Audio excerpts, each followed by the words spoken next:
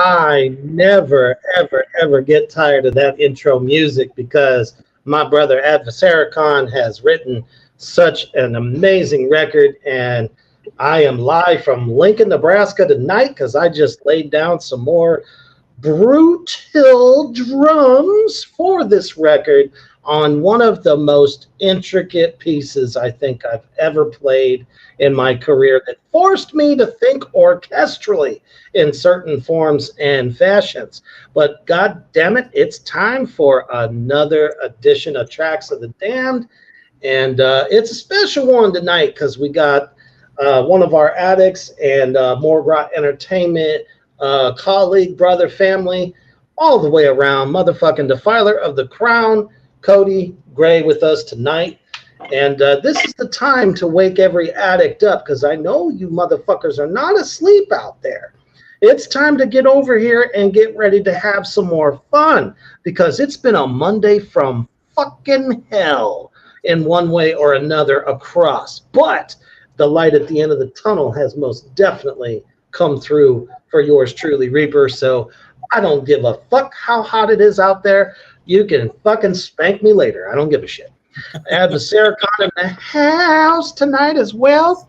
And we are bringing you probably the top 20 metal releases from 2000 to 2009. And these are our picks. So be, perfectly comfortable giving us your picks as well. Oh, and God damn it, I forgot something.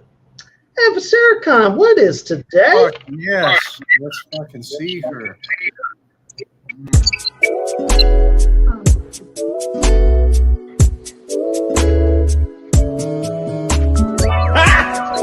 Got him!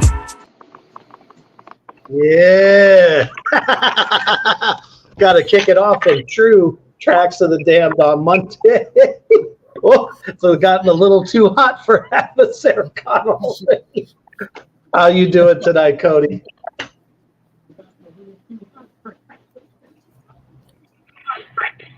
I don't know. Maybe he can't hear us. Oh, shit.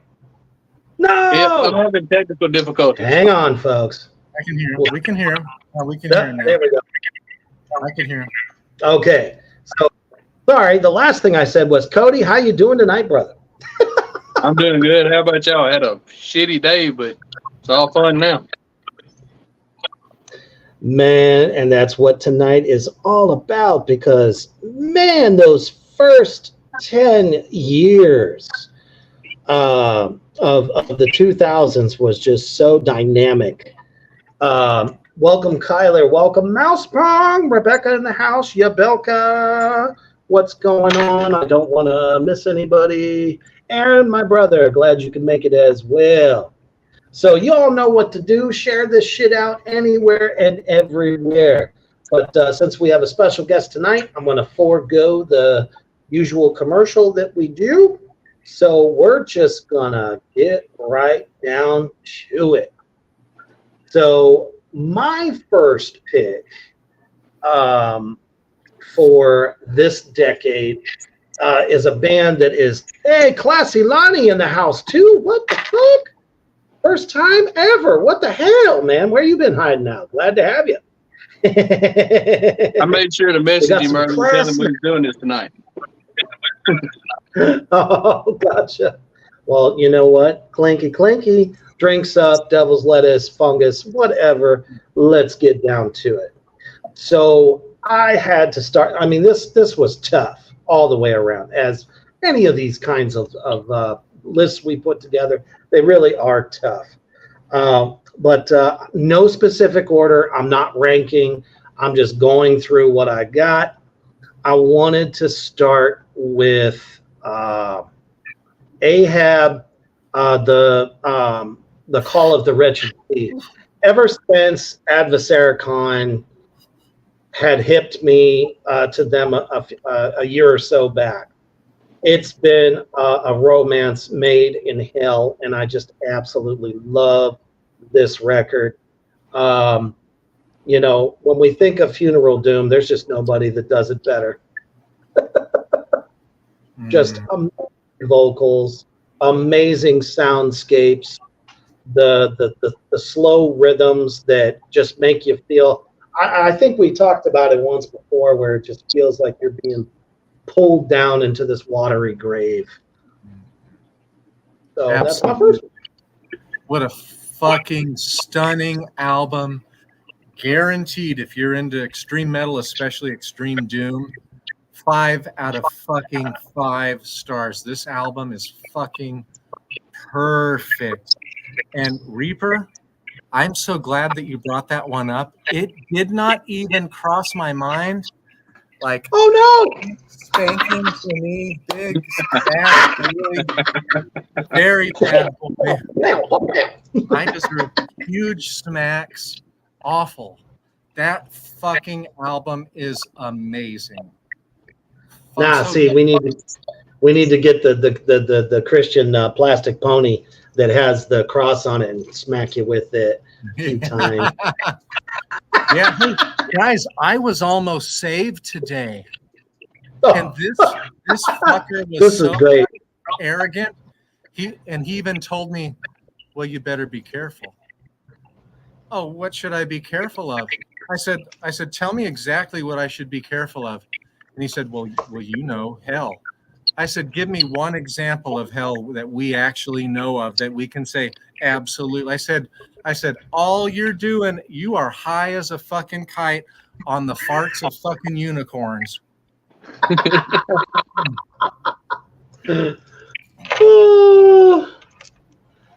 It's like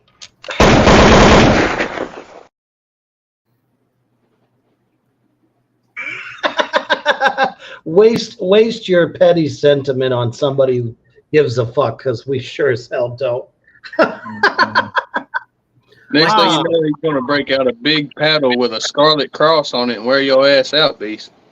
Yeah, right. Oh, yeah. We were just talking about Ahab, the Call of the Wretched Sea. That was my first pick, so I cannot wait to hear everybody else's. Whoever want to go. Go ahead, Cody.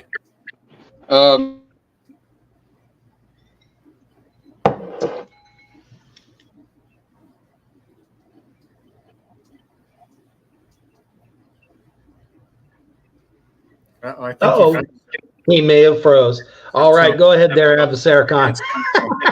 So I've listed now. I've got 8 of these fuckers. So I'll talk. Oh, thank you, Babylon. I love you once again. That was fucking awesome. Yeah. Oh, good. Cody's back. I'm here. I'm having internet troubles. It's been going in and out all day. But I don't know if y'all heard any of that. So No. Sadly. My first pick was Creator's Violent Revolution. It came out on September 25th, 2001. Their 10th studio release. It's a good all-around thrash album to me. Or thrash album, yeah. I should say thrash. Better than Anthrax, in my opinion. But hell yes. Hey, I will always take Creator over that shit. And actually, I'll take Creator over most of them. I've said it before, and my opinion will not change. I love Megadeth, but Dave Mustaine's just stuck in. It feels like he's stuck in a rut. He has the same shit, same vocals, same everything, and it's just doesn't change. Okay, Babylon. I'm not sure why you went there, my brother, but you did in true Babylon fashion. Oh my gosh. That is awesome. All right. Okay. Reaper, you need to have a special edition of one of your shows where you bring Babylon for the second time. And this time, you just need to talk about his priest issues the whole time. I will be there for sure. I want to hear all of these because I can tell there's a lot of issues with the priest.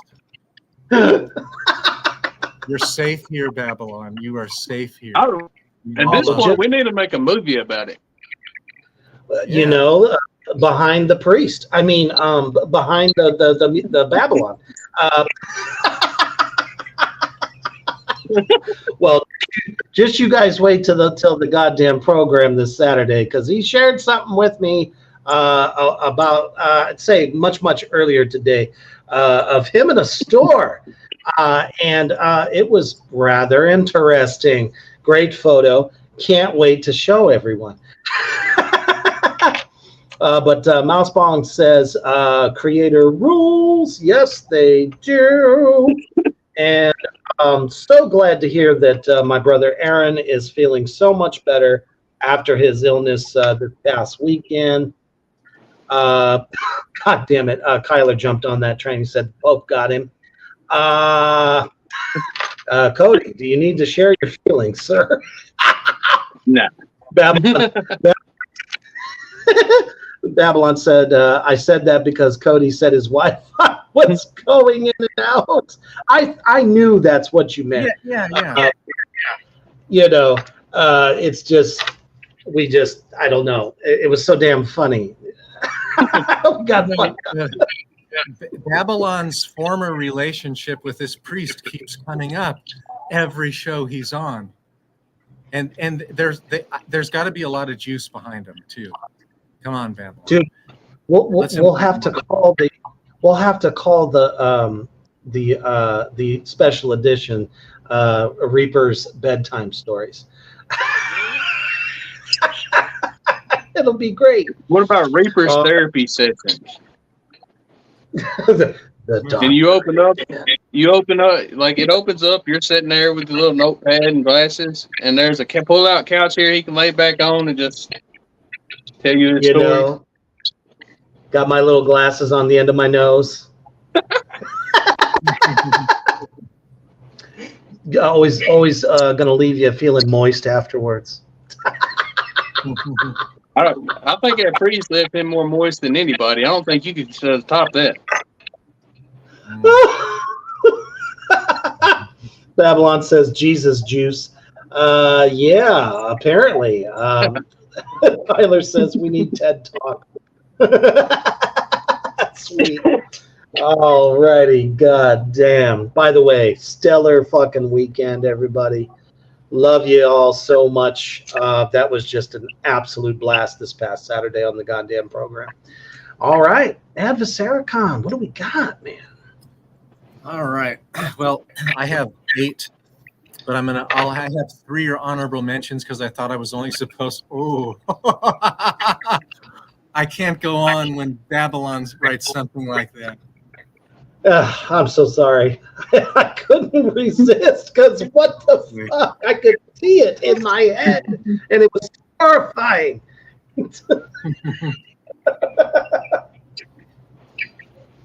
Well, so I have 8. 3 of them are, I'm going to do the last 3 are my honorable mentions. I'm going to start out with Triptychon.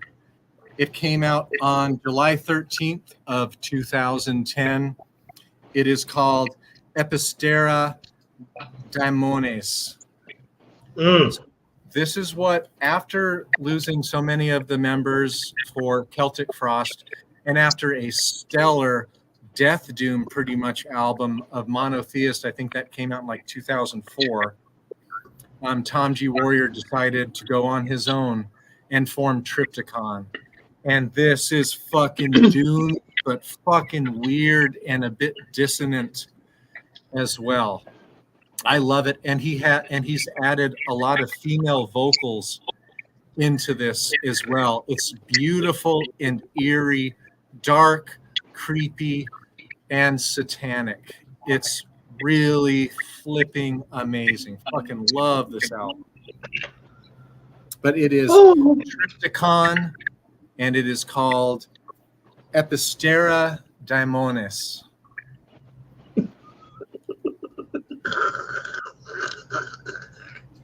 Mousepong says, I recently listened to this Triptychon album and it's pretty awesome. Fuck yeah, absolutely. Babylon says, sorry guys, I'll tuck it back and tape it into place. Oh my goodness. God damn it. Mousepong says it has cool weirdo tracks. Yes, it does. And that's kind of the point. He had a lot of different creative type stuff that he wanted to do, and I think it's just a fantastic record. Classy Lonnie says, phenomenal album. Absolutely. Also, all of my 8 albums, I have this thing where my top 30 albums of all time, I collect them on vinyl. Excuse me, and I'm putting them. I'm framing all of them and going to fill my wall in my metal cave with all of these albums. All 8 of the albums that I'm discussing tonight are all, to me, 5 out of 5 stars. They're fucking stunning bangers. Oh, absolutely, man. Oh, let's see. Next on me list. This is so fucking tough because it's like, which ones do I leave as honorable mentions? But I gotta go with, and I hope I say this right. It's Dark Funerals, Diabolus Interium. That's a good one. Just a fucking really sick fucking record. Came out in 2001. And I'm sorry, folks, for not having all my super facts like I normally do. I just got out of the studio, so I didn't get a chance to get all my homework. So if you want to spank me, go ahead and whip out the paddle. But this album is one of the first ones I heard by them, actually. And it's just... Oh, actually, it was released on the September 24th, 2001. Hey, I found it. Sweet. Awesome. So now you know. But just fucking ferocious. I absolutely love it. There's not a track on there that I don't dig. Yeah, that's about as the most I can go with it at the moment. It's something I still jam out to this day. If you are a black metal fan and don't know who Dark Funeral is, shame on you. But this album should definitely be in your collection. Yep. Really good. One of their most solid. Really had come into form by the time this album came out. Nothing like really separates them from everybody else. Their costumes are outstanding, though, but it's good, straight very up, original. super satanic, really good black metal. I mean, that's what I love best about it. And they're unapologetic about it. They'll be as blasphemous as they want to be. And it's not like they're overdoing it. I think it's very natural for them. Mm-hmm. It brings a mystique to what they're doing and just all around badassery. So.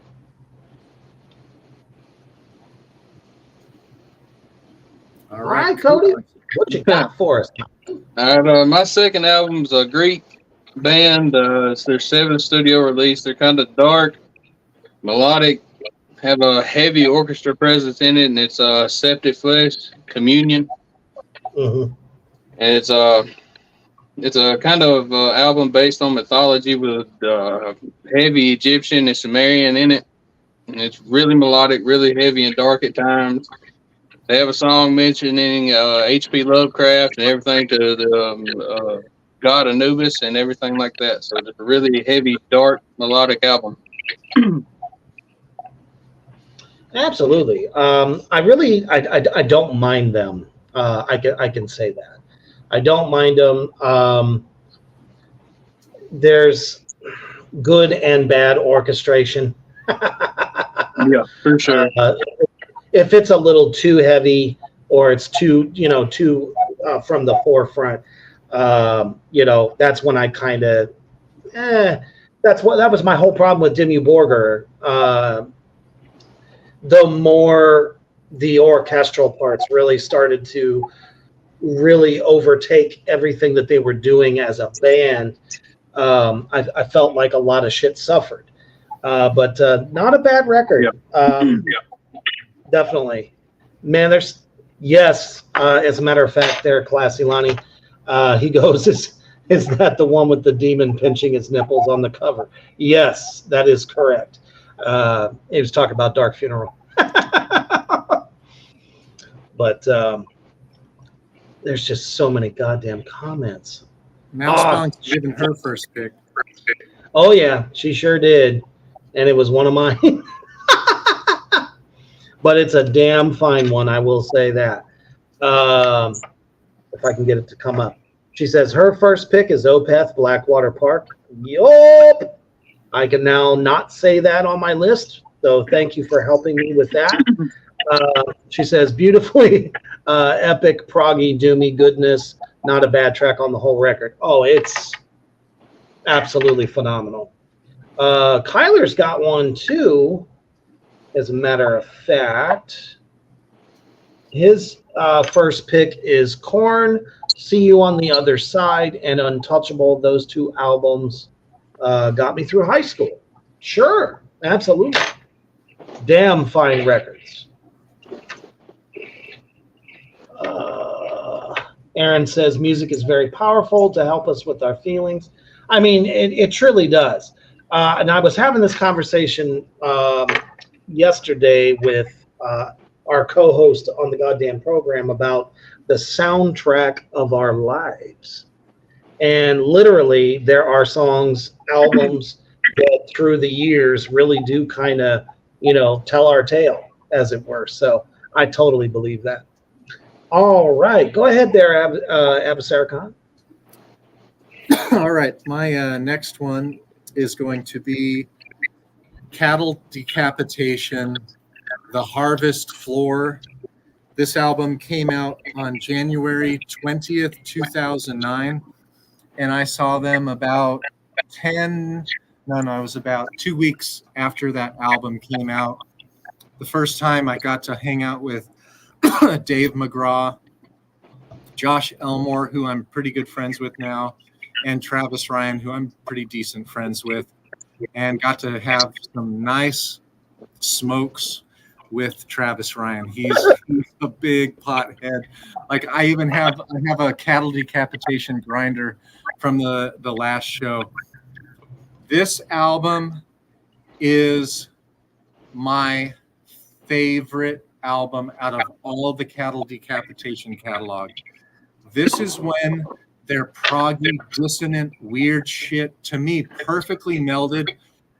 Half of the time you think they're black metal, and then they're fucking grind, and then they do some really weird, I don't want to call it mathcore shit, but just really fucking bizarre. But Josh is such an amazing, phenomenal guitarist that when he does it, it's so quick. It's so tasty, though. But if we could just slow what he's doing down a little bit, I think it would be even more kind of avant-garde than what it is. It's so fast what he does, and not everybody can pull off those guitar licks that he does. But this is no, definitely not. And the production on this album, we finally got to have some gravity beats by Dave McGraw. And he really doesn't want to do them much anymore these days. But he is a fucking monster behind the kit. Big dude, too. If he hits you, you're fucking going down. Big old dude. Really, really nice guy. If you're a musician, man, he'll talk to you all night long. If you're a drummer, holy shit. So good. And I literally, especially as a drummer myself, I literally feel that there's just, you get to a point where there's only so much you can do. Although I have discovered a secret weapon, which I will talk about with Adversaricon at another time, that I desperately need to get because I've watched. Sorry, go literally. Ahead. No, you're good. You can't really see on this piece of equipment. And I think it's going to take Reaper's drumming extremely to the extreme. Oh, wow. Cool. Going to say, I've seen it debuted at NAMM, and it must be part of my collection because what it can do, especially for a guy that is my age, drumming is a workout. Okay, I'm just going to tell you, it is the triple double pedal. Ah, cool. So it can take your basic 16th notes and add the extra 32nd note to make it go without putting so much effort into it. And I'm like, if I'm playing with Adversaricon, I need to up my game. So I'm definitely getting this motherfucking pedal after doing this record because I felt like I shit blood today.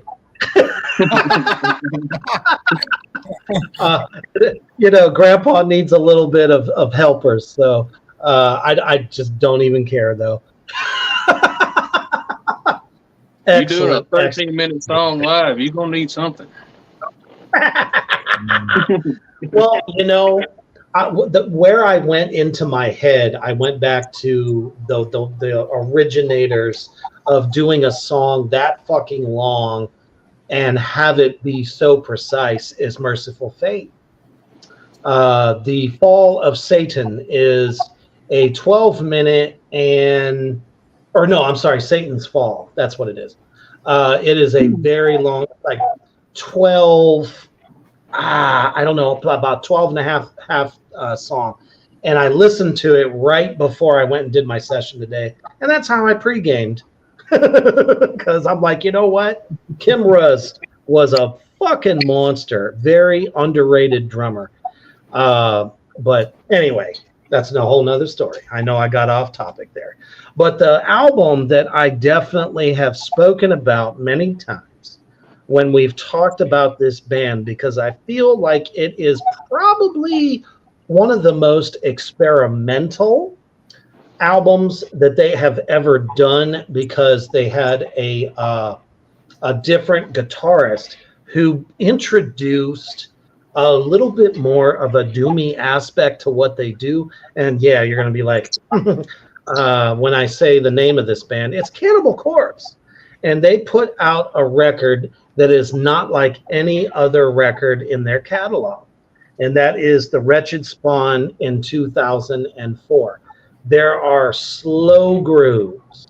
They're so almost kind of not necessarily atmospheric, but just open chords with simple notes in some of the tracks before they give you their traditional onslaught. There's one track that's just so fucking doomy, it's ridiculous. I fucking love it when they're doomy. And they did it on the most recent album. And to me, that's my favorite track on the album. You see what I'm saying? They have these moments where they can groove, but then they can slow it way the fuck down and just kind of, give it a slower chug. And I can't get enough of that particular record, so it had to go on my list. Really good, really fucking good album. Ooh, there's a good one. Mousebong said Blut als Nord, the work which transforms God 2003. French one-man band that is very loud, intense, and dissonant. The songs will teleport you to other worlds. I agree with that. Nice. Yes, these and Bluthaus Nerd are fucking pioneers, especially in dissonant metal. They weren't quite as dissonant. I think it was until like after about like 2012, 2013. They had one album that was really kind of like atmospheric black metal. I think it was like 2012, 2013. Fucking amazing album. But they were always super pioneering in, Yeah. God, I mean, almost like Johann Sebastian Bach. The way some of the writing is done. I'm trying to remember the album. Mousebong will remember it. We were talking about it last night. I think it was a 2008 album. Just the way it's written, it's even melodic, but the way it builds and rolls, it's like you're going through Virginia and the rolling hills. It's so good. Hell yeah. Let's see. Classy Lonnie gives one to us. Shape of Despair, Angels of Distress is his first pick. All right. Not bad. I'll have to check that one out. Not sure how it's not or somehow got past me, but I will definitely check that out. What you got there for us, Cody? My next one is In Flames Soundtrack to Your Escape. It come out on March 29th, 2004. This kind of an album that a lot of fans gave them shit for because they had a sound change during it. But for me, it was my introduction album to In Flames. So after I listened to it, I went back, listened to Jester Ace and Clayman and all of those.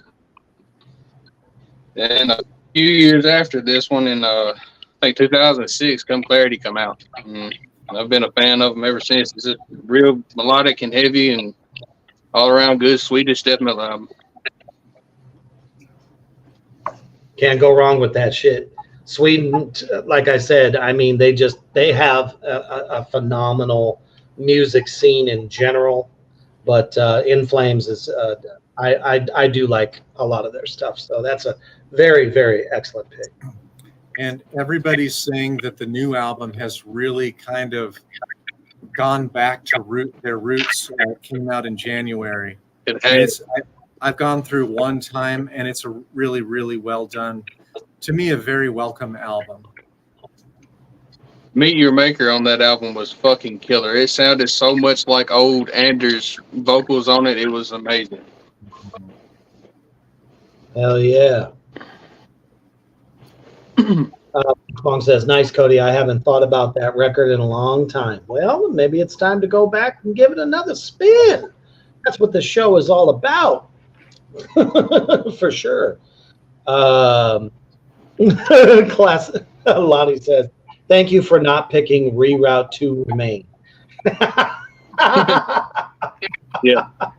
I feel that one, and they had I think another one was called A Sense of Purpose. They kind of just, that one fell off to me. It didn't sound anything like In Flames to me. And then, like I said, they come out with this most released one, Foregone, and it's like we right back to early 2000. Hell yeah. Okay. All right, Everson. Man, everybody is just doing excellent picks tonight. Very, very awesome from the Attic section. So I saw this band, Lamb of God, Oh, shit. Yeah. on December 7th, 2007 for the first time. And I couldn't wait. I got this album about 3 weeks after it came out. I'm talking about Sacrament. It came out on the 22nd of August in 2006. I don't care what anybody fucking says. This fucking album is fucking amazing. And if they could get Flood to produce them again, I would be really, really happy. He stressed the band out, and I have the DVD on them making it. And they don't like Flood, but Flood fucking brought the best fucking riffs out on them. There is no album to me after the first four. There's no album that really touches. And when they went to a different producer who had been producing Avenged Sevenfold, I really didn't like the follow-up, which was the album Wrath. Didn't like that one at all. But Sacrament, I went fucking nuts for it. They all had long hair at the time. They all did windmill headbanging the whole fucking time. It was a bit doomy. Their set was almost always with green or blue lights the whole time. It was so fucking good. But this album, to me, is banger after banger. My favorite track off it is Walk With Me in Hell. If you don't know Lamb of God, then I don't know where you've been. But to me, if you've tried their newer stuff and you don't dig it as much, to me it's good. But go to Sacrament, go to Ashes of the Wake, and As the Palaces Burn. Those are excellent, excellent albums. I have this one on a special edition vinyl, and I fucking love this album. Back in, this is a Reaper story time from the road. We happened to headline a Lamb of God Slipknot after party, which was right across the street from the stadium that they were playing. Now, this was back during those times. It was exactly that tour. And we had just finished our set. I was in a band at the time called Hellbent, which was just a straight up fucking death metal band. And as we were playing, we saw Lamb of God members starting to come through the crowd, and we ended up finishing our last song, and then suddenly they all got on stage and said, well, would you mind if we used y'all's equipment to play a couple songs, and we want you guys to fucking rock out with us. Bought us all rounds of fucking Jägermeister. And we were up there on stage with fucking Lamb of God. We're like, okay, yeah, you want to beat the shit out of my drums? You go for it, motherfucker. Oh, what a fucking epic night that was. Yeah, little story from an old tour back in those days. I've seen them live back in February with Pantera, and like Randy Blythe still gives that shit everything he's got. He's up jumping off the high rise where the drums are. He's jumping off, landing. They changed their lights a lot during the show. They had like blue and pink, and then I think Walk With Me in Hell, they changed it to red and orange, but it was still a pretty damn good show. Absolutely, man. Yeah. Like Chris Adler is a lefty, so he had to switch your kit around a little bit, unless he's that fucking amazing, which he really could be, to play it right-handed. Oh, he worked with it. And then after that, we got a bunch of fucking pictures together. We did so much. Let me tell you something. We did so much Jägermeister that night. I don't remember how I got home, but it was worth it. And all part of Reaper's biopic coming soon, never. Anyway, so that was just a really, really, really good time. And what was crazy was Slipknot was up in the VIP watching us too. Now, this is when Joey Jordison was still with them. So to me, having those two drummers in the house and giving a nod to what I was doing at the time, yeah, that was pretty cool. I felt good about that. Yeah. Anyway, Babylon's got a comment for everybody. He might get everybody going with this one. What, this one here? Ooh, beat my skin, fellas. Fucking Babylon. Yeah, did we mention this is an 18+ show? Maybe not as much as the goddamn program, but it's like we go there. You ain't down if you ain't moist. Classy metal. Love it. Aaron says, hell yeah, that's awesome. Kyler says Lamb of God and Slipknot was my first concert. Nice, man. So you must have caught that tour. I played with them in Cleveland. He says I show my age. Mine was Alice Cooper. Dude, there ain't nothing wrong with that. There ain't nothing wrong with the Alice Cooper of old, in my opinion. right. Mouse. We need to go around the horn now for everybody's first concert. Yeah, that would be awesome. Mine, Mouse Pong says Jaeger makes me strong like Popeye and his spinach. Oh, I love it. Classy Lonnie says my first concert was Alanis Morissette. I got to give you kudos for even saying that, man. That's awesome. For real. No, seriously. That's pretty badass. Yes. Mousebong says my first concert was an Ozfest, not counting the local shows. Badass. And Babylon comes back with Fancy Feast moist treats.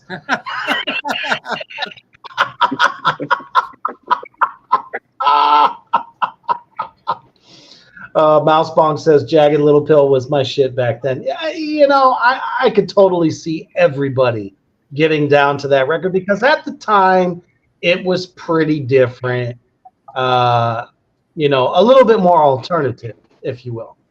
Babylon says mine is pretty weak. It was Tesla. Tesla was not exactly a bad band. They just, I don't know. At least they weren't total hair metal, I guess. So Babylon said drunk. I would have wanted to see them back in the day, like late 80s. Sure. 88. I would have gone to that fucking show. I was really into punk, but that fucking Love All Around You song, whatever it was, that was a damn good song. Hell yeah. Dude, Classy Lonnie, excellent fucking show. I did see Typo and Cold Chamber together. Hell yeah. Excellent show. It was definitely something. It was a different experience. My first show was all by myself, and I've already said this several times if you caught this channel before. Twisted Sister on the Stay Hungry tour, and they opened for Iron Maiden on the Power Slave tour. And of course, it was the first time. I think I just said this fucking Saturday night. It's the first time I ever smelled weed, and I fucking have loved it ever since. My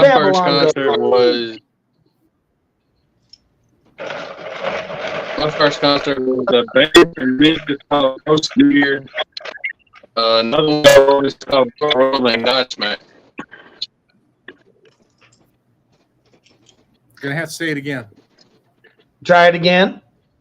So my first concert was a band from Memphis called Pro Beer. Another one from Illinois called Rolling Godsmack. Oh, okay. And Godsmack. Yeah. Gotcha. No, not bad. Not bad at all. Babylon goes on to say, oh, hold up. It was actually LA Guns. I was still drunk. That's hilarious. Shit, my first concert? Fuck. Oh, he'll be back. Don't worry. He'll be back. My first concert was it was Ozzy and fuck, who opened up for him? Some lame ass band. I think it was Kicks. Yeah, they were fucking lame. They were fucking horrible. Which Ozzy tour was that? I want to say No More Tears or the No Rest for the Wicked? It was No More Tears. Yeah, it was pretty lame. Your parents kept you at bay for years because I know you were chomping at the bit to go to a show. Yeah, I begged all the time. That's why it took me 30 years to see the King. Diamond. That is, because they wouldn't let me see them. That just made me want to go more. I drew all kinds of extra pentagrams and everything that year.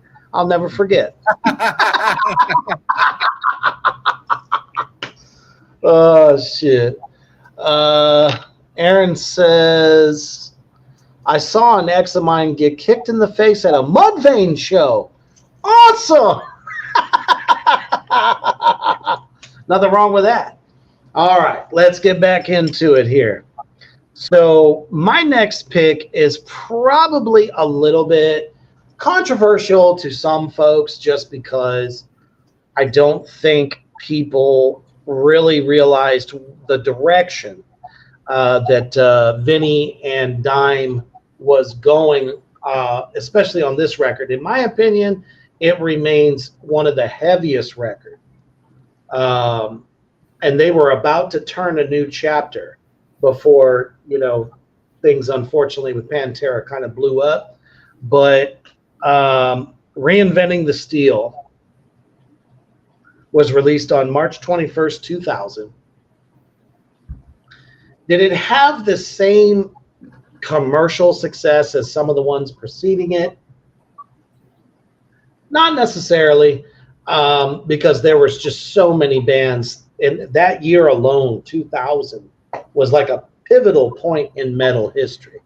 But I really, really dug the innovativeness on this record, especially, the playing between Dime and Vinny with some of the time changes. Phil's voice was fucking fantastic. I wish I could have saw that tour. But I didn't. One of my favorite songs by them is on that album. Yesterday Don't Feel Shit. I kind of want to kick Phil in the nuts for fucking, his fucking drug issues and kind of delaying and kind of droning Pantera. Like, that album is really good, but it wasn't, I don't know, promoted, or I think if you guys want to go back in the archives, we have done all of the Pantera albums. We've ranked them. And it's a really solid fucking album. But I've always felt like Phil was the weak link, especially the last two albums. I don't think he was as good. I felt like Dime was fucking on it, and Vinny, of course, always fucking on it. Rex is a fucking boring ass fucking bass player. Rex, you fucking suck. Yes, I'm jealous of you, but you fucking suck. But I'm not impressed by Rex at all. Fucking the weakest. Just replace him with put Rudy Sarzo in there from old Quiet Riot and early Ozzy Osbourne. Fucking Rudy Sarzo's fucking awesome. I feel it. I mean, I think it's different for everybody. I truly do. I didn't mind Rex. I still don't mind Rex. I mean, he's played some of the most iconic music with that band. His sound, though, I think could have been stronger, a little bit different, and not so, I don't know. It always seemed like there was an effects on his bass. It could have been a little nastier. That's what I would say for Rex as a bass player. But Vinny and Dime on that album, they, like I said, they were knocking fucking doors down. They really, really were. And if anyone's actually gone back to that last Hell Yeah record that I had talked about a few weeks back, hopefully you checked out that track, because that shit that Vinny and Dime were working on right before, the tragedy, what they would have come up with. You know what I'm saying? Mm-hmm. But to me, this is their heaviest record. It's the riffage. It's the fucking mind-numbing, powerful rhythms with rhythmic changes that it's just like, how the fuck do you do that? You know what I mean? We think about some of the great bands like, you mentioned fucking Cattle Decapitation, any of the black metal bands. I mean, just amazing musicianship. But when it comes to groove, nobody had it better. So I had to mention that. You built even with seeing Pantera live. Iron Maiden was my first concert. Awesome. Hell yeah. What was that there, Cody? Said even with seeing Pantera live, you couldn't hear Rex's bass very much at all during the whole show. It was Nope. I don't know if he just had it turned down so Zach could showcase what he does and pushing a dime through or what, but it was you really didn't hear much of it at all. Well, my point is really, as a technical bassist, he's fucking boring. His bass lines are really, really fucking boring. And he plays with a fucking pick. If you play with a pick, you're so limited as a bass player.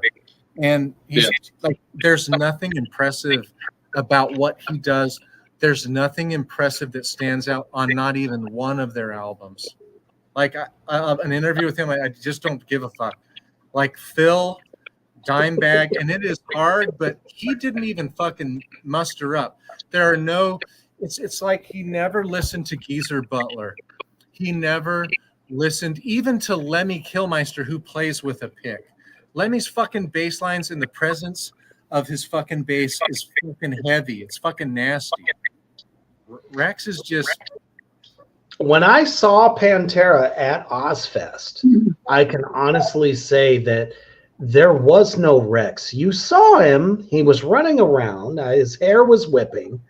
But damn it, the only thing you really heard was Dime, Vinny, and Phil. They were the show. That's the way it still is. And the thing that really gets me there is then you see Type O right after that, all on the same show, and you heard every single fucking tasty lick from Peter Steele. That tells me something. You know what I mean? It's, I don't know. Maybe he's a sloppy player. But, I've always called Vinny and Dime the unit, and they are a unit for a reason. If you get the chance to go see him now, it's Charlie Bennett's filling in for Vinny, ain't it? Isn't his name Charlie Bennett? Yeah. Yeah, him and Zach both, they're pushing Dime and Vinny really well, even live. Yes. Zach still has his sound. You can still tell it's Zach Wild by his distinct sound, but he's pushing Dime's everything so fucking well. There's no two other players that could even come close, in my opinion. Exactly. I don't care if people want to smack me in the face. Those two motherfuckers knew every lick, every sound, everything of those two guys. That's how close they were. You know what I mean? But I digress. And both of them are guys that I would fucking love to drink Jaeger with, drink beers. And I'm not a beer drinker, but I fucking drink beer with those two guys. Charlie, yes, but Zach knows. Zach is off the sauce, man. I think it's Benante, Charlie Benante. Yeah, yep. Charlie Benante is fucking, what a nice guy. All of his interviews, like, you just want to hang out with him. What a cool dude. Just like most metalheads, no arrogance, just really sweet. Fucking Babylon. Okay, Babylon, tell us what your recipe was for tonight to come up with what you're coming up with. Is this 3 glasses of Chardonnay and nope. Some really like 250 milligrams of gummy? He said he's sadly sober tonight. Wow. Go Babylon. Yeah. Babylon's just a genius. He's a fucking comedic genius for us. What do we got next, y'all? Is it me? I don't know. Yeah, I think so. We changed orders, Right. sort of. So, all right, we're going to go to November 9th, 2010. And this is a band that fucking took the torch from Obscura and said, we're bringing this into fucking black metal. And I'm talking about, they're from France, a bit controversial and some maybe kind of Nazi fucking shit, but I don't care. I can't understand what the fuck they're saying most of the time anyways. The fucking music is fucking brilliant. I'm talking about Death Spell Omega Heraclitus. This album came out the day after my birthday, November 9th, 2010. For some reason, I was thinking it was like 2007, but it was 2010. This album is such an album of inspiration for me. I listened to it not long after the Cattle Decapitation album. I saw Cattle Decapitation with Psyopus. Psyopus is kind of a mathcore, super dissonant, fucking kind of a little bit like mathcore, a little bit more like hardcore, really fucking heavy hardcore, but super crazy shit. If you want to listen to a really, really, really good album, I could have put that one on here. It's Psyopus. God, it came out in 2009, right? Either late 2008 or early 2009. It's so fucking good. But this Heraclitus album, so you do hear a little bit of tremolo picking with it, but they're off on some dissonant shit like jazz. It makes you think of jazz. They're hitting dissonant notes that just don't belong in normal melodic metal. And this is what I love. Bluthaus Nord now does this stuff like to perfection. They put out a few more albums. They put out like maybe 6 more albums after this, but nothing compares to fucking Death Spell Omega's Heraclitus, especially for its time in metal history and for black metal. It took black metal that was arguably a bit stagnant at the time. You know, Satyricon was going on with kind of black and roll, which I fucking love. I don't give a shit if it's not pure black metal. But Heraclitus took off where Gorguts Obscura kind of really took metal and just fucking exploded it and said, unholy fucking hell, this is where the future of metal is headed. Right. Love this album. Thank you, Death Spell Omega, for this album. And it has an instrumental on it. I forget the name of the instrumental, but it's so fucking good. If you're a fan of jazz, dissonant, weird stuff, you want something a little bit different off the beaten left-hand path, then fucking go for Death Spell Omega. Fuck yeah. 5 out of 5 fucking stars. Pioneers in fucking black metal. Hell fucking yeah, man. Absolutely. All right. What you got for us there, Cody? My next one is it's the debut album. It's Mudvayne's debut album, Lethal Dosage 50. Come out on August 22nd, 2000. I love Chad's vocals on this album. He killed it. And that bass intro to Dig, real heavy bass, and then just everything accents his vocals real well. Death Bloom was one of my top songs off that album. It's just a real fine mixture of clean and scream vocals. It's an all-around good American metal album to me. I honestly have to say with this band, because, you know, at this time there are so many gimmick bands in the early 2000s. It almost just became I don't know, just a household thing to do. But with these guys, you know, not for nothing, because, you know, most of them were meth heads at the time, but they were a thing to see. They were energy personified. You could definitely get down with this shit. It didn't matter exactly, you know, what genre of metal you liked the most, but you cannot deny some of those powerful, powerful songs off that record. I remember when I seen them, I said, you know what? This makes you want to go and break shit. Like, you know what I mean? With all the fucking new metal bullshit going on at that time, I thought that they were a much darker kind of, you know, new metal-ish, whatever you want to call it. So I could get behind that.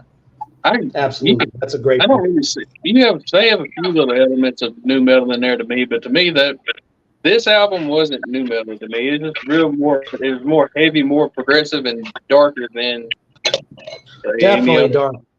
Yeah. No, I think that's a great pick. What's your take on that, Abasarikon? Yeah, it's an album. I think I ended up buying that album about 2004, and I really liked it. It's solid, really, really good.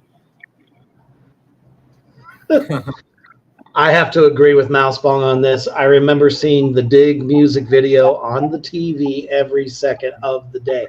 That's how much they really lit it up because of their presence.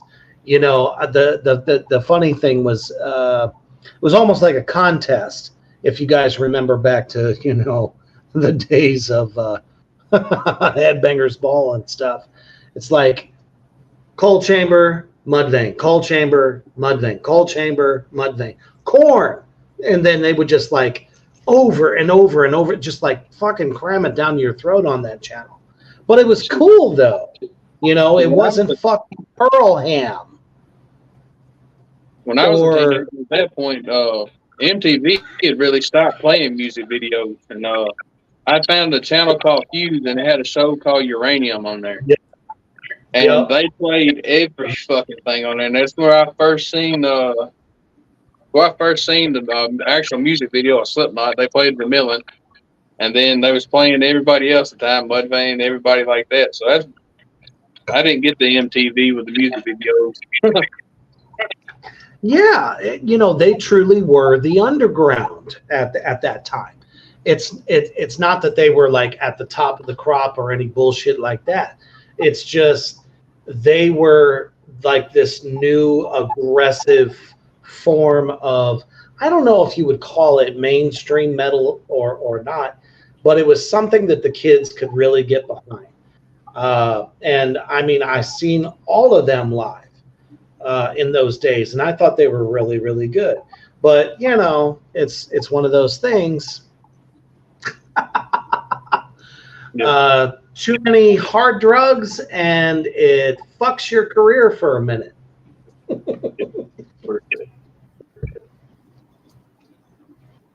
All right, yeah, marketable metal, absolutely. It was definitely marketable. I agree with you, Aaron. But at the same time, I mean, think about it. At 2000, the youth was so motherfucking pissed off after the 90s. It was like, that's what it took. You know, Korn came out with their first record. And then Marilyn Manson and the Spooky Kids. Yeah, I said the Spooky Kids. That's when Manson had balls. Him and then did a record like, oh, I don't know, Antichrist Superstar. What was his was it his guitar player or bassist? Was Twiggy? Him and Twiggy together was nuts. That's because Twiggy was a badass. Yep. You know, it's not that he was a fantastical bass player, but for what they were doing, Twiggy really played the fuck out of that shit. And you could hear him, which is great. I thought he was really, really good for that. But my next pick, a lot of people are probably going to give me shit for it, and I don't care. So there is one of the kings of thrash or speed, whatever you want to call it. I never put this band in the thrash category in the first place. I really felt that they were more speed metal. That was just me. But after a huge, monumental success of a record of Seasons in the Abyss. And then with one member change, you had a couple of shit albums. You probably already know who I'm talking about. We're talking about the almighty Slayer. I mean, there were 2 records that just fucking sucked after Dave Lombardo's departure. I mean, Dave was definitely, I don't know, essential to everything that Slayer did. Nothing against Paul Bostaph, because Paul Bostaph is a good drummer. He always has been. But it wasn't until the mighty Hanneman, and I'm going to say this again, Hanneman helped to create God Hates Us All. In my opinion, one of the most innovative, heaviest fucking record that I've heard from Slayer in a long time, with crushing grooves. Like I said, some people can kick me right in the tits. I don't give a shit. I'm telling you, when I heard that track, God Hates Us All, I was like, you know what? Fucking Slayer is back and they mean business. Not only was the front cover banned all over the place, which in my opinion, true Slayer fashion. But there are just so many tracks, Bloodline, and so many other awesome fucking tracks on this record. If this one doesn't want you to get you to want to murder things, something's wrong. I think it's a fantastic record. If you haven't gotten down to it in a while, please check it out.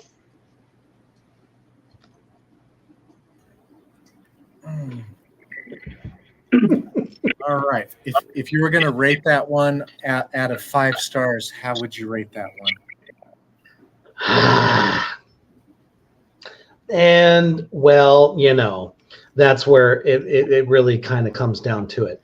I would give it, and some people might say, well, you just said such great things, a 4.2. That's what I would give it. A 4.2. Because it's not Lombardo. We're missing the great village of Lombardo. If Lombardo played this record, it would be a 5 out of 5.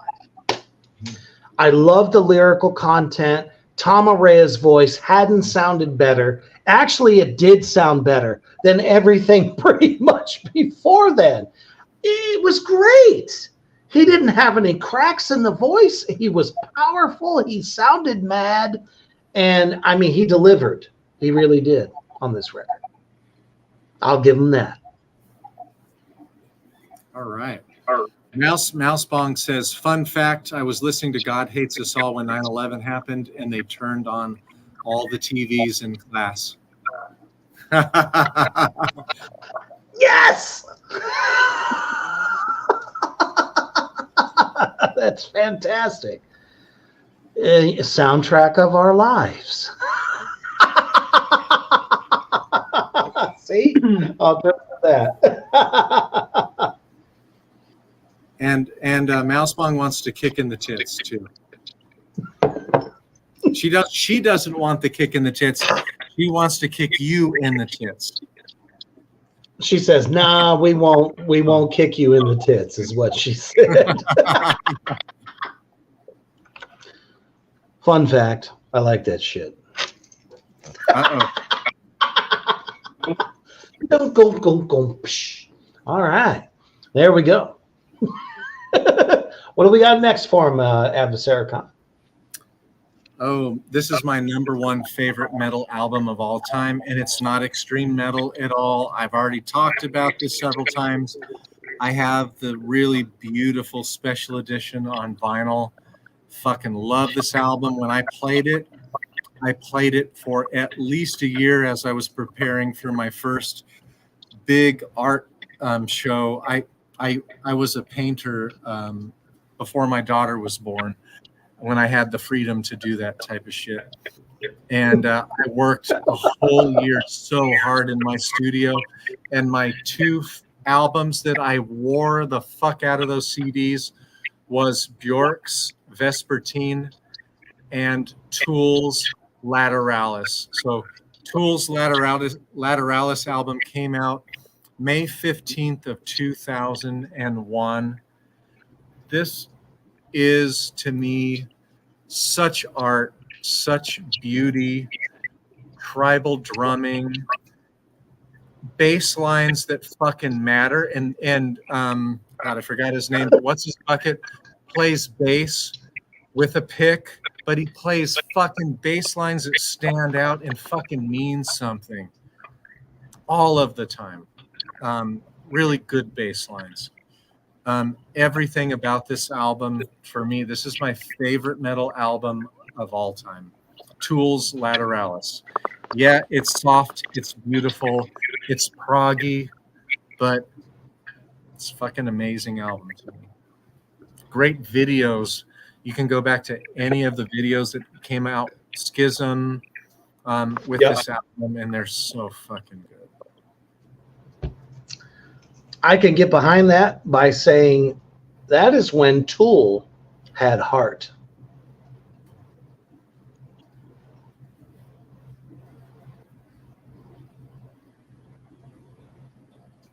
Tool is just not Tool anymore to me, but on the record that you chose, they were at like the top of the crop.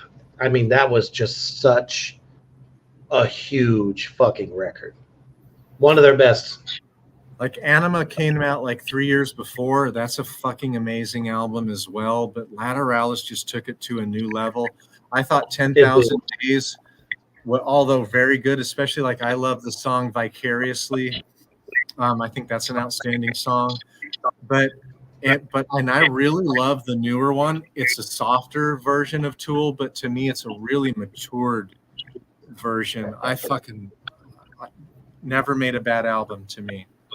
And no, somebody who definitely not. Really, truly loves extreme metal like I do. I fucking am nuts over extreme metal, but this stuff is also like, this is some genius art metal, 100% genius art metal. I'm back. Yes, absolutely. All right. So, Cody, what you got for us?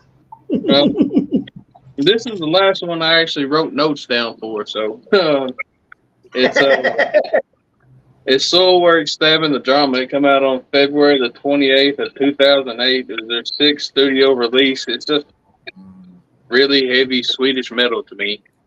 Fuck like yes. I love their.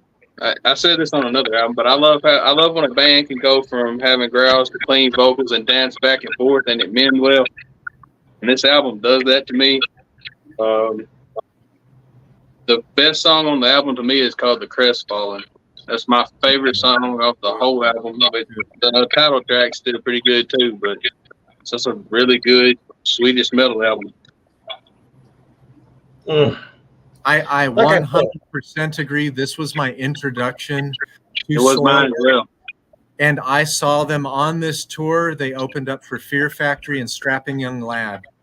What a great show. You get to see Devin Townsend, and he was fucking really bald, and he still had the long dreadlocks. The gross thing about Devin Townsend is he fucking spit on the crowd the whole damn time. It was so fucking gross. Do you remember when I asked Gene Hoglan, did he ever get hit by some of that? And he was like, yeah, it was like taking a bath every night. Yes. Yeah, Travis Ryan does that shit, but he spits straight up and he fucking catches it. I mean, I'm sure there's a time or two where it like hit him on the side of the face, but he usually catches that shit or he walks away from it. Right. Yeah, but that Cody, that is an outstanding pick. To me, that's their favorite album among many really, really good Soilwork albums. And they actually, that Lamb of God show that I saw in 2007, it was Soilwork, and then it was Kill Switch Engage, which I didn't care for them all that much. And then it was Lamb of God. But Soilwork was really good. But that album that followed, Stabbing the Drama, wasn't as good. I thought it was overproduced. It didn't have the edge. The making of it video was a lot of fun to watch because I got the special edition CD of that. But I guarantee you guys, if you go buy that's another, album. I forgot about that one. I would have had it on my list. That is a fucking 5 out of 5 star fucking album. It's really, really good. And if you like clean vocals that transition perfectly into more of a yell, they're not so much death metal growls. So fucking good. Nosbong says, I'd let Bill Steer spit in my face. Bill Steer is the guitarist of Carcass, for anybody who doesn't know that. She fucking loves Bill Steer. A buddy of mine in high school, he went and seen Slipknot in Nashville at the Some Center, and he ended up getting spit on by Corey Taylor, and he went home and took that shirt off and put it up and never washed it.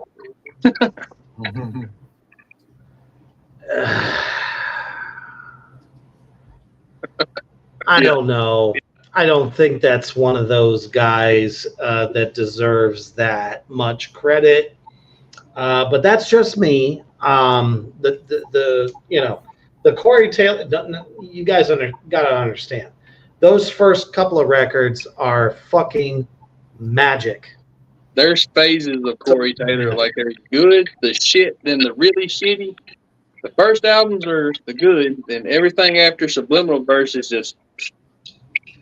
Thank you.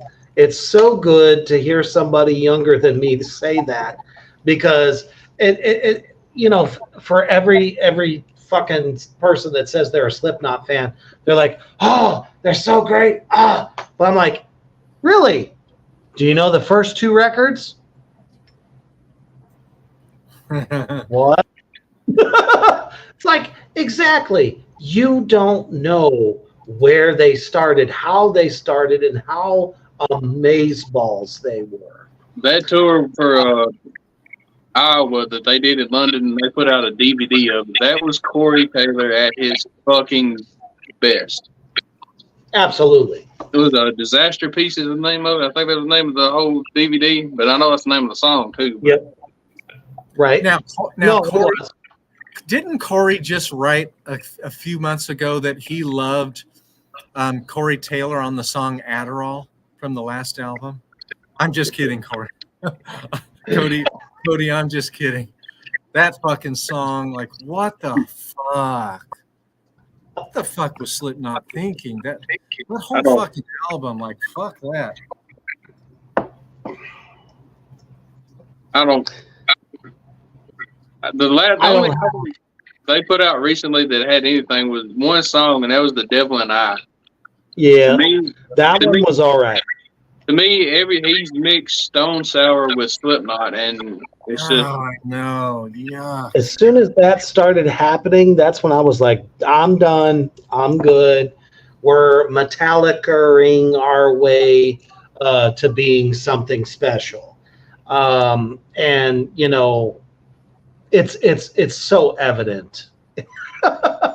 Just so evident. Man. So did everybody hit 5? Yep. Okay. So now we're into the honorable mention. And keep in mind, guys, they're not necessarily honorable mentions. It's just we could not put them on the list because our lists would be longer than both of my monkey arms. You know what I'm saying? But I'm going to hit you with a few real quick. And, of course, everybody else has theirs as well. So I have to bring up High on Fire, Rumors of War, 2007. High on Fire. Matt Pike, I mean, they've taken it to Doom to a heavier level. And just more aggressive Doom, but it was a nice mixture of slow with a little bit of heavy. So it was kind of like they were influenced by Corrosion of Conformity, I think, a little bit. But they're different. Again, gotta love the Swedes. They're phenomenal. How can we not mention the late, great Peter Steele? Typo Negative, I Don't Want to Be Me. What a great fucking record. There's, I don't know. I don't even know what to say about it. It's just a fucking phenomenal record. Immortal, Sons of the Northern Darkness. Oh, that's really good. That's a really good album. Just That's a really good album. That is one of my fucking first albums into black metal. It's so fucking good. absolutely. I've got a comment for you. Oh, there we go. Where'd we go? Mousebonk says there's the typo. I was waiting. I mean, how can you not? You know what I mean? I figured one of you two would have had typo on y'all's list, so I didn't put it on my main list at all.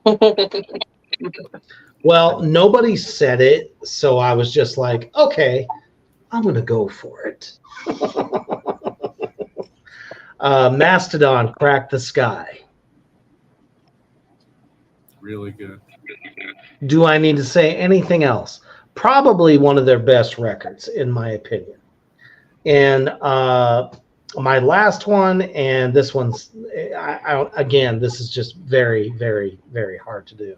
Catatonia, Great Cold Distance. Hopefully I wrote that down correctly. One of Catatonia's best. Mousebong will make a comment about that. I guarantee you. 100% she better. Exactly right. She fucking adores that album. Okay, I lied. There's one last record I have to absolutely mention. How can we not talk about Electric Wizard, Dope Lord? One of the fuzziest records I have ever heard that was so heavy and just so absolutely different in the realm of Doom. This record is looked upon as one of the greatest of the times. And it delivers everything you could possibly want and more. Oh, that is an outstanding album. Really, really good. To me, that is the fuzziest album. I've never heard an album as fuzzy as that one. To me, Me neither. So fuzzy. It is so fuzzy that back then I couldn't handle that fuzz. It was too muddy for me, and I took it back and got my money back for it. Too much fuzz for you. It was. Like they need to shave. I'm not saying they need to do a Brazilian. But they at least need to shave that shit down. Got to use the lawnmower, people. It was one of those records that it was just like, is it sludge? Is it just straight fuzz? What is it? It was. I never thought a band could do that, and they did that, and it was so fucking heavy. Just absolutely loved it. Absolutely loved it. Mousebonk says they need a little pizza slice. I love it. She also said, how did I forget Catatonia? Shame on you. I know. All right. All right. My honorable mentions are Mastodon, Blood Mountain, September 12th, 2006. You could do Blood Mountain, fucking Leviathan, which they're playing on tour this summer with Lamb of God. They're playing the whole fucking album of Leviathan. This is Mastodon. And fucking Lamb of God is playing the entire album of Ashes of the Wake on the tour this summer, August 26th in Omaha. We're going. So fucking good. My second honorable mention, and these are all fucking 5 out of 5, 10 out of 10 star fucking albums. I love the Mastodon Blood Mountain album. Bron Daler does not use double kicks a whole lot, but he fills in and he does stunningly beautiful jazz shit with his toms, with his fucking snare, with all of his cymbals. He is fucking outstanding. What a sweet human being. This album is so complicated. It's so fucking good. So damn good. Blood Mountain, that's my favorite Mastodon album. Crack the Skies, amazing. It's so personal from Bron Daler. Leviathan's fucking amazing. Remission came out in these years. It's so fucking good too.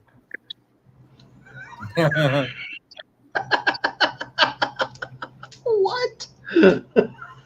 Yeah, we were talking about fucking Devin Townsend like 15 minutes ago. What the fuck?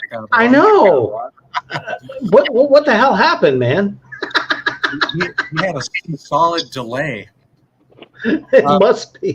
Another one of my favorites is Fear Factory's Archetype, and it's even without Dino. Dino did not play guitar on this album. He went and focused on Brujeria quite a bit, Right. but this fucking album is so fucking good, bell to bell, except for I hate their fucking cover of the song Cars, or I think it's called In Cars by the Cars. Yeah. I fucking hate that. Yep. Yeah, I fucking hate that cover. Like, that's always a fast forward through every fucking time. And then they have this tribal weird shit that's not metal and doesn't belong with the album at the very end. At least they left those 2 tracks for the very end. But outside of that, what really matters, the metal is so fucking good. Bite the Hand Bleeds is kind of not quite a ballad, but it's such a tender, fucking deep, fucking dark song. Really, really good. So that's Fear Factory Archetype. And it's one that they don't even have on Spotify because Dino wasn't with the band at that time. It was so hard for me not to mention Satiricon's The Age of Nero. This came out on September 4th of 2008. Front to back, probably my favorite drum tone by Frost out of any album. His snare cuts through everything.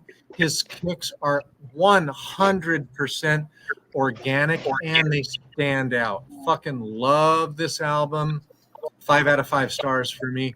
Fuck all of the black metal traditionalists that don't like this fucking album. It's so fucking good. I couldn't agree more. I hate that pure. And my last one, because I too had forgotten about Catatonia, I wrote it down right away. It came out in 2009.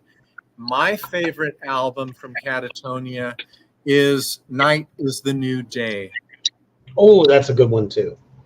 They opened up for Opeth, and this is Opeth without not even one fucking growl.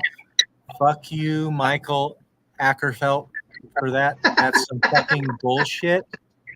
Right.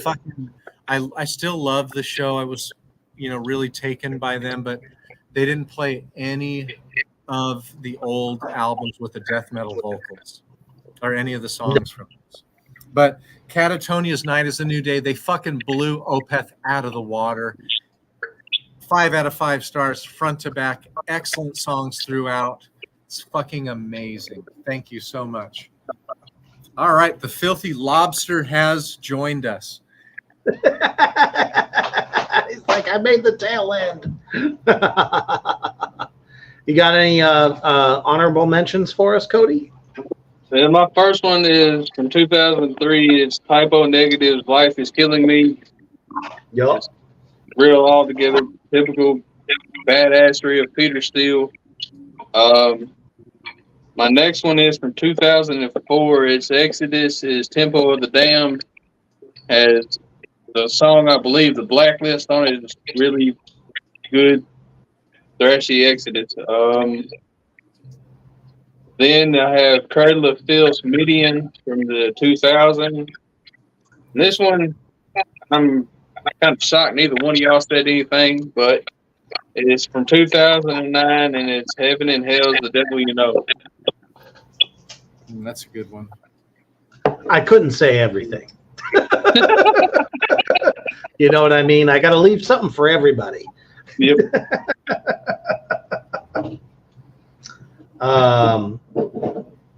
Fucking fantastic, man.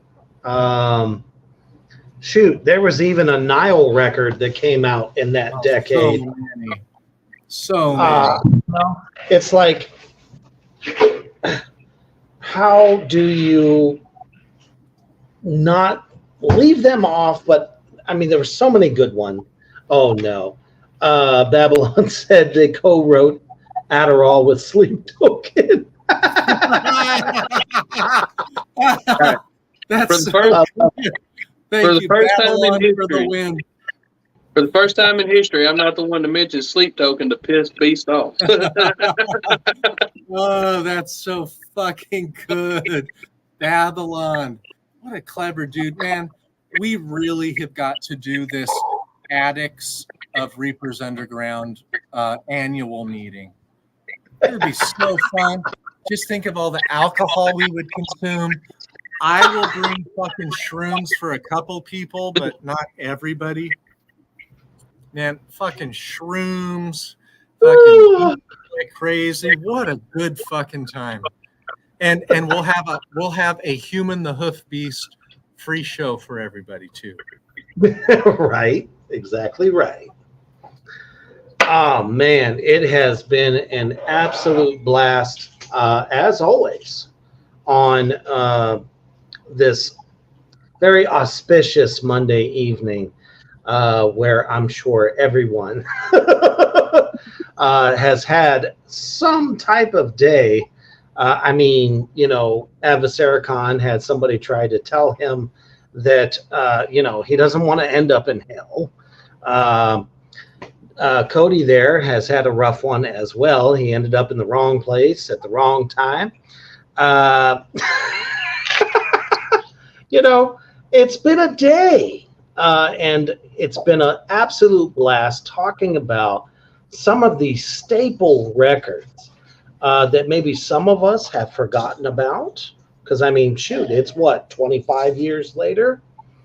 And maybe it's time to revisit any of the ones that we've mentioned. And y'all out there in the attic section have also brought it tonight, too, with some awesome selections from 2000 to 2009. And metal is getting so much more exciting these days. I can't wait. I really think we should do a 2010 to 2019 edition as well sometime in the future, because there's some really great albums during that decade as well. And, you know, this particular decade we're in right now, I think is just really pushing the limits in some of these amazeballs genres, where people aren't afraid to take a creative step, and they're bringing the heavy, like, I don't know, everybody's killing it, in my opinion, across the board. Not just black metal, not just death metal, doom metal. I mean, new metal is gone and done. Come on. It's it's not going to make a resurgence. It's the extreme metal that is really breaking down doors right now, that I think is just it's an exciting time for metal, but it's great to revisit some of these older records. And there was a comment back here. Filthy Lobster said, "I like shrooms, but I'm really addicted to the moist." So we are glad to hear that that you're keeping it moist over there, Filthy Lobster, as we hope everybody is. But so many great shows coming up this week. Definitely stay tuned to Morgrot Entertainment, Morgrot Universe, as there's going to be some great shows. We have Reapers Underground coming this Thursday. And let me not get ahead of myself, because Carnage and myself on Wednesday night have a new horror barbecue for you, as we are going to be talking about one of the fucking most brutal horror films that most people don't know about. And I'm telling you, after we go through it with you, you're going to want to watch it. And of course, don't forget the goddamn program on Saturday night. If you want to get down and get sinful, tasty, and moist, you're going to want to make sure you join this Saturday night for all the fun. Because let me tell you, the last episode, legendary. If you missed it, if you weren't a part of it, go back and watch it. It's on the replay on YouTube and Facebook. Thank you so much, Cody, for joining us tonight, brother. It's been a blast having you a part of Tracks of the Damned. Excellent, excellent choices, man.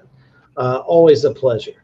And don't forget, get over to Defiler of the Crown art page. Follow, like, share. Check out the amazing art that he is putting out there. And don't forget, everybody out there in Morgrot Universe, myself and Brother Cody are going to be out there in just a few short weeks. Nashville Horror Con. We cannot be more excited. So come down, hang out with us. It's going to be a great time. But, you know, the most important thing is you're getting ready to start the rest of your week tomorrow. Give the boss the finger and make sure to stay heavy.